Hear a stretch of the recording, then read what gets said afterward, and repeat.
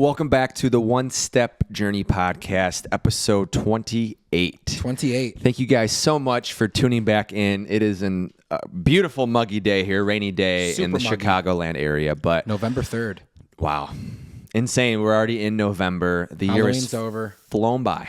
Yeah. I still can't believe that it is November. We're almost into 2025, and it's just it feels like just a couple weeks ago we were celebrating the 1 year anniversary of the podcast, and that was back in late June, early July. Yeah, with Steve Moe. Steve Moe. Right. Mm-hmm. That's just insane, man.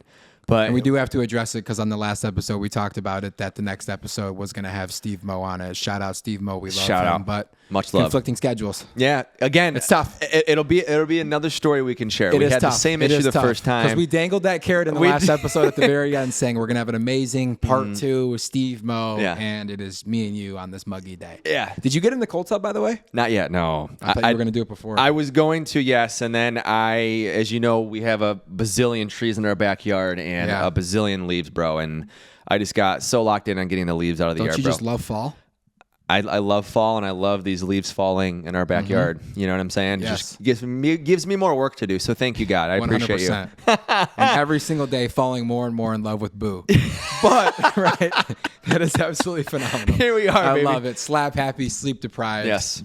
Which leads us right into the topic. Perfect, I think man. we just jump right into it. Let's do it, man. Daylight savings. Wow. I honestly forgot about it, even though I did not. I thought it was last week, and I've been thinking about it all week. But what's you literally told me about it on the phone yesterday when we talked, and we were focused. We get that free hour. Literally a free hour. Well, it's funny. I woke up this morning and I see my alarm clock, and it's 6:45 where I set my alarm, and I'm like, did my alarm not go off or what the hell? Yeah. And then I went up to go to the bathroom, and I looked at my phone, and it said 5:50. I was like, daylight savings. Daylight savings. I totally the forgot. Free hour. Totally forgot. So of course I fall back. Yeah, I went back to bed, got an extra hour of sleep. Was up at 6:45. This is the better of the two, where it's fall back, not the spring forward. Yes, and we will get into that too. We have a couple things to talk about on that, but we will get into that. You know, it is interesting though with daylight savings because there's not many people, I guess, countries that really honor or celebrate whatever the right word is, daylight savings. I didn't even know that until you told me that. Me either. It's about 70 countries in the whole world that honor daylight savings. Like only 70 that honor it. Yes. Wow, it's crazy. Wow. So I know. I just my wondering would be, why do we honor it still? I don't know. Why is it even really I'm just curious. Like, why can't it just be November 3rd? And that's it. And it could be 11:59 is 11:59, right? Like, you know what I mean? 100%, 2 p.m. is 2 p.m., right? Why does it have to jump back? Leave it as is, right? But it is interesting, though, that we do talk about this when you fall back versus spring forward, right? Especially from the whole health and wellness concept, right? There's a lot of impacts that I guess make sense when you think about it, but if you don't think about it, you wouldn't really know that they even exist, right? And I know one of them too before that I was looking up and doing a little bit of research on was the increase and decrease of heart attacks. Wow. Which is just interesting. That's wild. Right? But it goes to talk about the importance of sleep for our well-being, our overall health, right? I wonder why that is, actually, now sitting here trying to think about that. I know. The increase and decrease of heart attacks. Yeah. I'm assuming fall back, there's a decrease, and spring forward, there's an increase? Exactly, yeah. So what it is, and what I had seen earlier was when you fall back, there's about a 21% decrease in heart attacks. Okay. Again, I don't know the age range on that too. I don't know if it's a broad spectrum or if it's maybe 18 to 34-year-olds. I don't know what that exact statistic is. Yeah. So don't quote me on that. I have to look into that.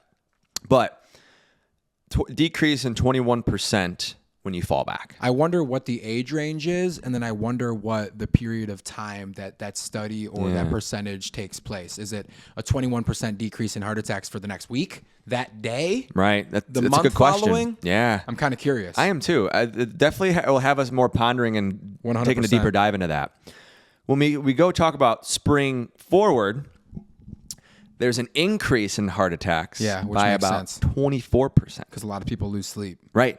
And it's, the people that normally are sleeping 4 or 5 hours a day now go down to 3 or 4. Right. Which obviously takes a toll. Fucks you up. On some of the older people. I'm assuming the heart attack range is probably in people like 50 to 70, 75. Yeah, that would make sense. Probably a little bit of the higher age people.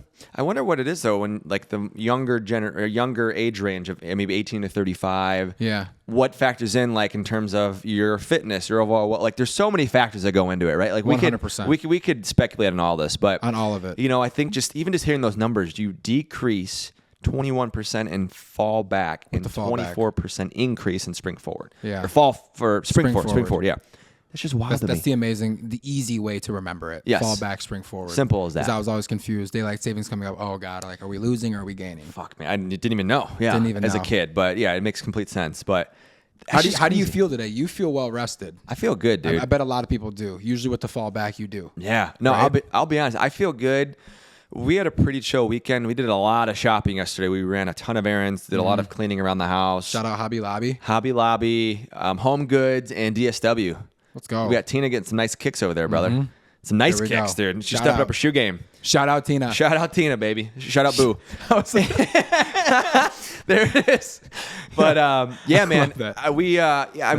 I went to bed at about 10:30, 10:45, and even when I woke up, so I thought was actual 6:45, not actually 5:45 because of the time change. I felt great. Yeah. And then getting another extra hour of sleep, you feel good, man. Crushed legs. Yeah. Sunday Gosh, squats, dude. everything. All day.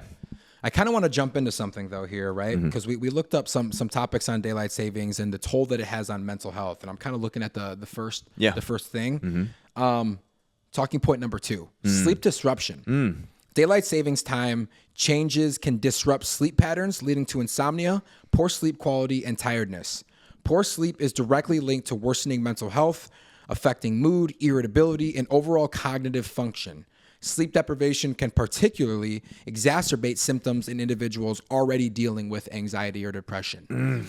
Depression, mental health, all that kind of stuff is at an all-time high right now, especially in the state of where our country is with all the stuff that's going on. I know. We have the election coming up here. Gosh, 2 days, bro. 2 days. Holy cow. It's wild. It is wild. But looking at that, right, with the daylight savings, I'm wondering what the effect is now because this is overall daylight savings, right? With the fall back, I wonder if there's a little bit of a decrease in anxiety and depression because people are gaining that free hour. I wonder that too. And I think on the flip side, I'll also have a counter argument with that is it gets, there's not much sunlight. That's true. Right? Not much That sunlight is true. with Seasonal the depression winter. is a thing. So I start getting colder. We're going to be spending more time inside. It's dark all the time. Right. It's dark when you wake up and go to work, and then you get off work at fucking 4:30, 5 o'clock, and it's already dark. pitch You black. haven't seen the sun all day. Right. So it's there's definitely there are two sides to that. So, but again, I mean, it's a really tricky time, and our hope is that just to bring awareness to that, right? And like, what are some things that we could do to counteract that, right? I mean, one thing I think of right away is just going to the gym. Getting some sort of exercise. Could be a walk. It could be stretching, yoga, doing something. Moving your body. Exactly. Moving simple. Move your body. Whatever that looks like for you within your time schedule, you know, equipment, etc. Simple as that. Well, 100%. And I think what goes along with that, with the sleep disruption, is taking a look at number 7, circadian rhythm and overall mental health. So obviously the circadian rhythm is the rhythm and the pattern that your body has, waking up and then knowing when it's time to go to bed and then falling asleep, right? It kind of has that cycle. internal clock, that cycle daily, right? That pattern of when you typically go to sleep, when you typically are waking up, right? So it says right here, circadian rhythm and overall mental health. Daylight savings time disrupts our internal body clocks, which can lead to longer-term impacts on mental health. A misaligned circadian rhythm has been linked to various mental health issues, including bipolar disorder and general mood dysregulation. Light exposure and the timing of daylight hours play a significant role in regulating these rhythms and, in turn, our mental well-being. So just like what you were talking about, no sunlight, now that's going to be throwing that circadian rhythm off whack. Right. And then obviously disrupting that pattern can have the adverse effects on your mental health, overall mood, things of that nature. Right. And again, just to preface too, right? Like these are things that could be linked to those types of disorders that you had mentioned, right? We're not saying that you are going to have bipolar, et cetera. We're just saying variation could be linked, it's right? shown, right? Just want to clear people that. that already have outlining like issues Could increase that. Exactly, could increase that. Absolutely. It's really wild even just taking a look at some of this stuff, right? thinking about the effect that something like daylight savings time has on somebody, because a lot of the times, right, as we're going through the day-to-day motion, getting ready for the week, it's like, oh, we got a 3 hour sleep, whatever, and then you kind of forget about it. Exactly. But you don't think about the effects that it has on you. Oh my gosh. Right? It's crazy. Well, something that popped into my mind is I was doing a deep dive a couple years ago on sleep and the whole circadian rhythm and how we fall asleep and et cetera. And what I found is that they say if you want to wake up not feeling groggy and want to feel with a lot of energy. Yeah. So let's say that I want to wake up at 7 o'clock on the dot, 7 a.m. Yep. Right. They say to backtrack an hour and a half every time, because I believe our sleep cycle goes into an hour and a half rhythm. Yeah. So like, for example, I don't know the quick math off the top of my head, but let's say I want to wake up at 7. It'd be like 5:30. Right. It'd be back to 5:30. And then it would go to what? 4, and then so forth, right? Yeah. You figure out what time you want to go to bed. Let's say it's 10:30, right? Okay. Fall asleep at 10:30, and you'll keep in that continuous cycle. So go back to 9. Exactly, Okay, and then go you'll back to wake up, 7:30. right? You'll wake up with not feeling groggy, a little more excitement, a little more pep in your step. Yeah. Daylight savings, that totally fucks it up because people don't even think about that, right? It kind of messes up that hour and a half cycle of, hey, this is the quality sleep that I need, et cetera, et cetera. So it is really interesting. There's so many studies and just so much research on sleep that, the importance of sleep, continuous, just the consistency too of getting that proper sleep. 100%. Because it's hard for a lot of people. It really is. You know what I mean? So it really is. But yeah, it is really interesting, man, especially from, like you said, that the circadian rhythm and overall mental health. This right? is one that I know. I kind of want you to talk about this one. Number 4. This is something that I know when I just see cognitive performance or cognitive function. I know that this is something that you're passionate about. And you're into all this kind of stuff. Mm-hmm. Tell us about that. Yeah. So let's read. So here it says the adjustment period after the clock shift often leads to decreased cognitive performance. Studies show more workplace accidents and lower productivity immediately after the time change, likely due to reduced alertness and attention span caused by disruptive sleep.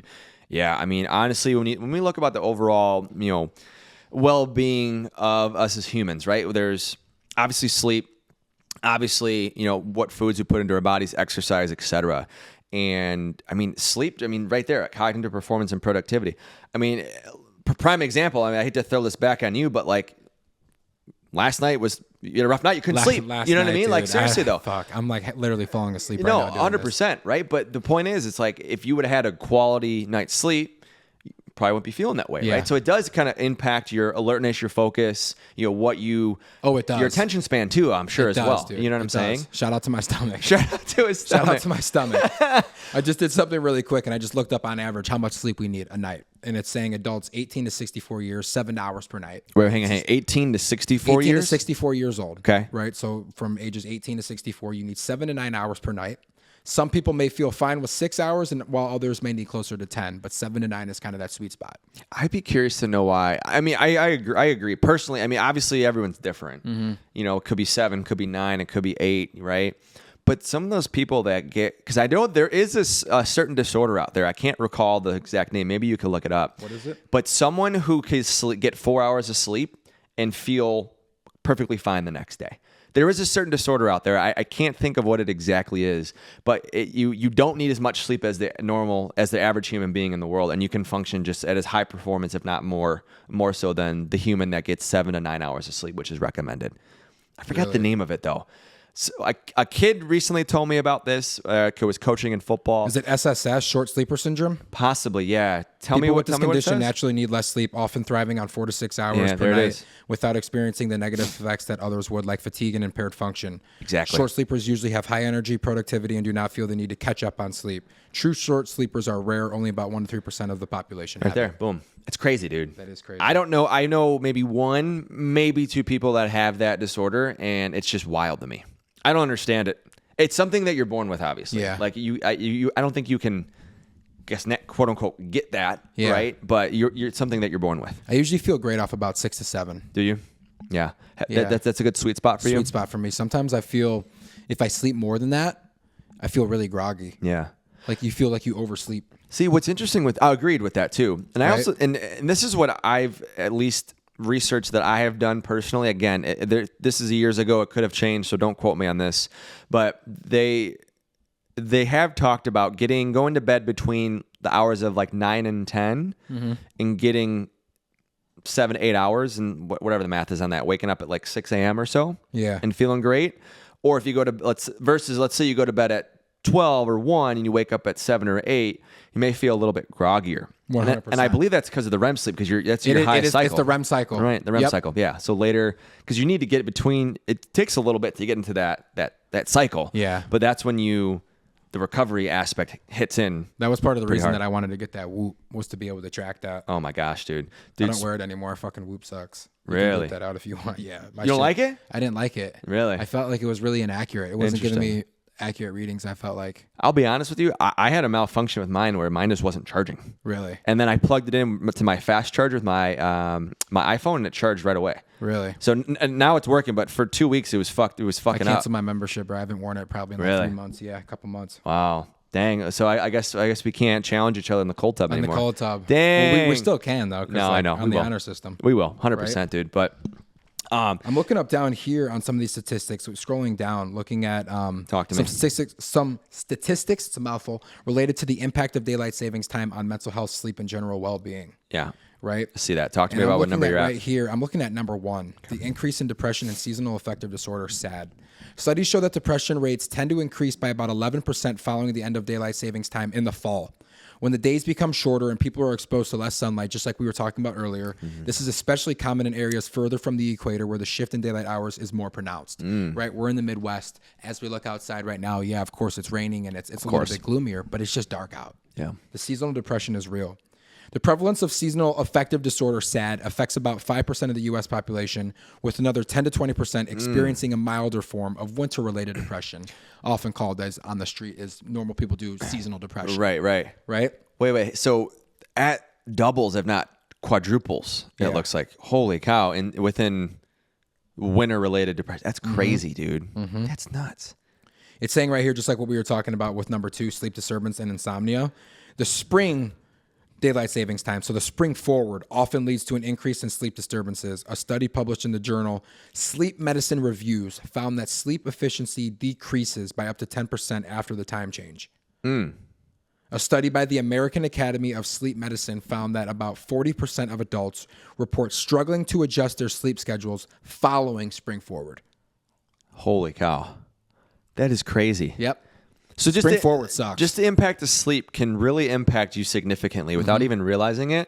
Or maybe you have felt the effects of it, but have never questioned why that takes place. Look at number 6, mental health and suicide rates. Some studies have found a 10 to 12% increase in suicide rates the first 2 weeks after spring forward, particularly among young adults and those with pre-existing mental health conditions. Disrupted sleep and mood regulation are likely contributing factors to this statistic. Wow.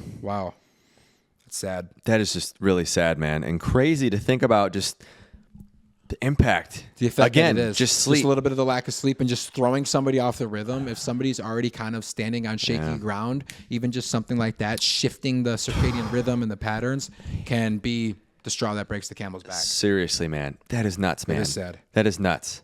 Well, and I think too, when we're looking here, look at number 3, right? So here we go. We talked about this earlier. Increased heart attack and stroke risk.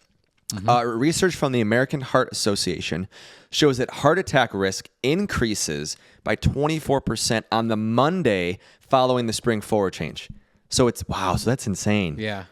This increase is likely due to the abrupt disruption of circadian rhythms. Similarly, the risk of, I can't even say that, ischemic risk or stroke, ischemic stroke, increases by 8% during the first 2 days after the time change in spring.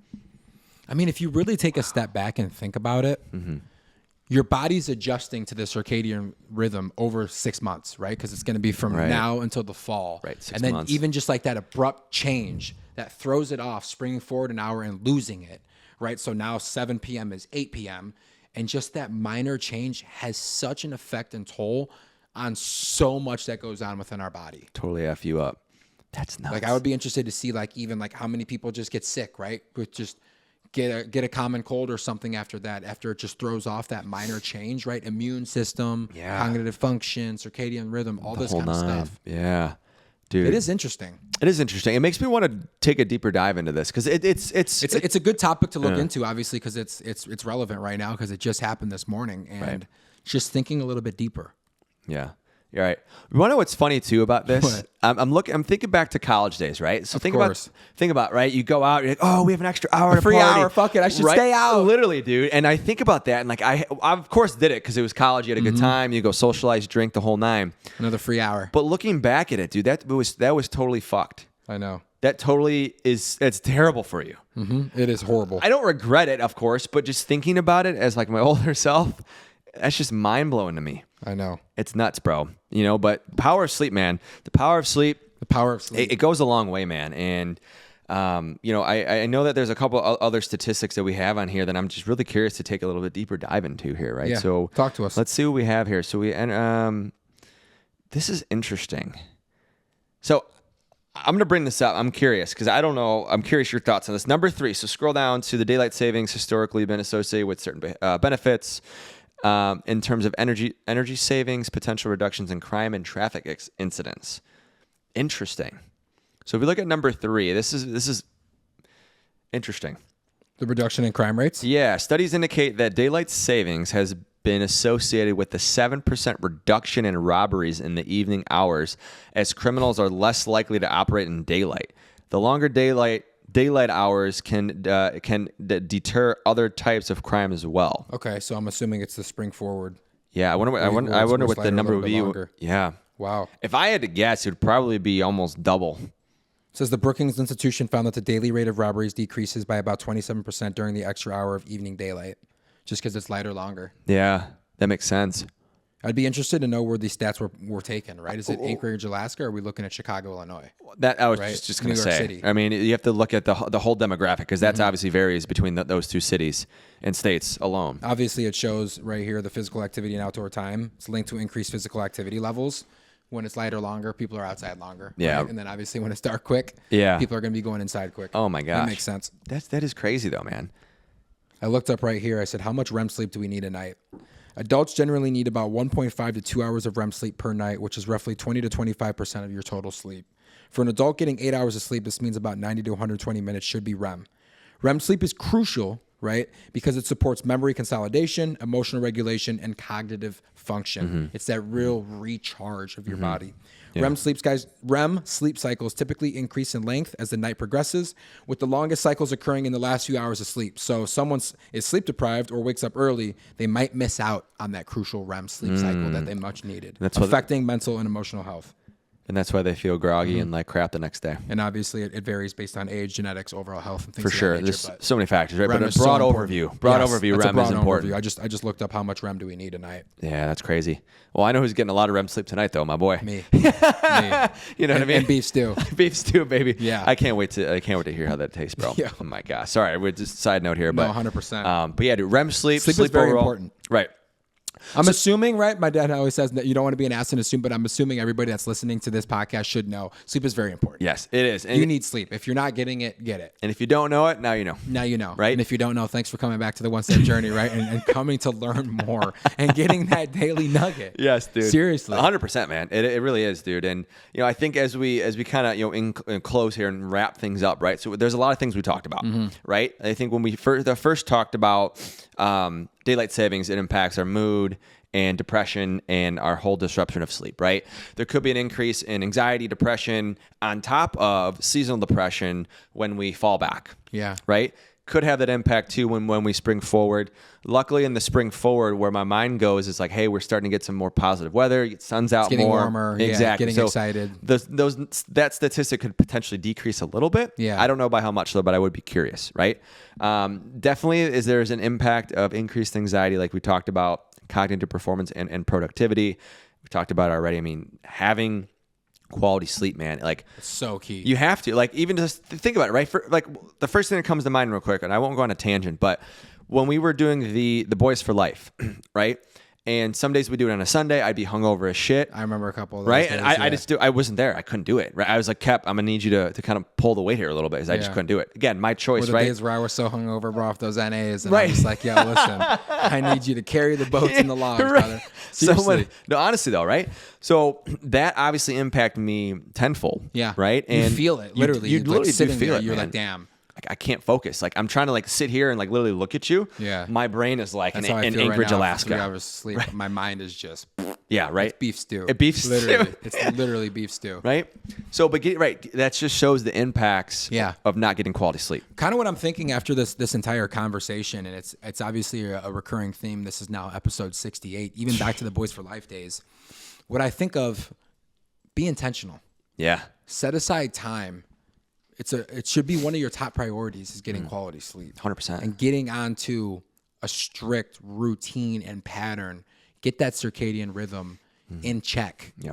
Right? Follow that. Get to sleep, at an average time. Boom. Wake up around the same time every single day and really lock in on that, because I've noticed the times where I'm really good with my sleep, I'm very, very productive at work. I'm locked in. Meetings are going well. Conversations are flowing. Where when my sleep schedule is sporadic, it's a lot of just kind of flying by the seat of your pants. It's who knows what today is going to bring. 100%, right? dude. 100%. No, that's so crucial though, because we as we get older, there's more tasks we have to accomplish within the day. You got to be picking up the leaves. Right. You got to be no, seriously. No leaves. You got home projects. You got kids. You got. There's so many things. Beef dude. stew. All of it.